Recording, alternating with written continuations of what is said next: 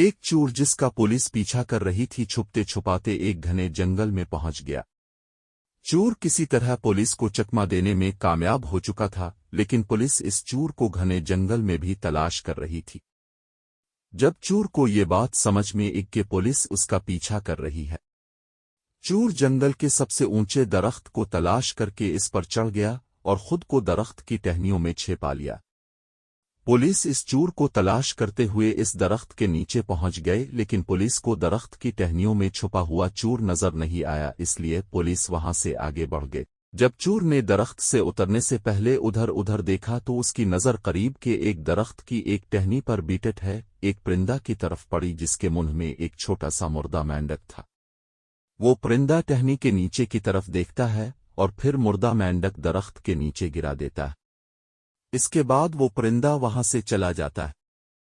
پہلے تو چور حیرت سے نیچے دیکھتا رہا جہاں اس پرندے نے اپنی چونچ سے مینڈک گرایا تھا۔ نیچے گھنے درخت اور جھاڑیوں کی وجہ سے چور کو کچھ بھی نظر نہیں آیا۔ چور نے پیڑ سے اترنے کے لیے ابھی ایک ٹہنی پکڑی ہی تھی، وہ پرندہ پاس والے درخت کی اسی ٹہنی پر دوبارہ آ کر بیٹھ گیا، اس کے منہ میں ایک اور مردہ مینڈک تھا۔ چور نے دیکھا وہ پرندہ دوبارہ مینڈک کو نیچے گرا کر اڑے گیا۔ چور کو تجسس ہوا تو وہ وہی ٹہنی پر بیٹھ کر پرندہ کا انتظار کیا۔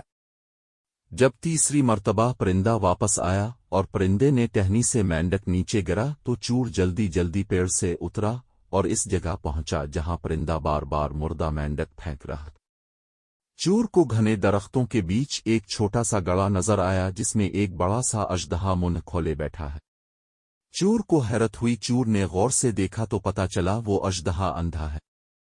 وہ ابھی دیکھ ہی رہا تھا اوپر درخت سے ایک مینڈک اژدہے کے منہ میں آ کر گرا اور اژدہا اسے نگل لیا۔ یہ دیکھ کر چور کو احساس ہوا کہ اللہ تعالی ایک اندھے اژدہا کو بھی پرندہ کے ذریعے سے رزق پہنچاتا ہے تو وہ انسان ہے، اسے بھی اللہ تعالی کسی نہ کسی ذریعے سے رزق دی دے گا۔ اس کے لیے اسے چوری کرنے کی بجائے محنت کرنا چاہیے۔ بے شک ساری مخلوق کو اللہ ہی رزق دیتا ہے۔ اس واقعے کو دیکھ کر چور نے چوری سے توبہ کر لی اور محنت کر کے کمانے لگا۔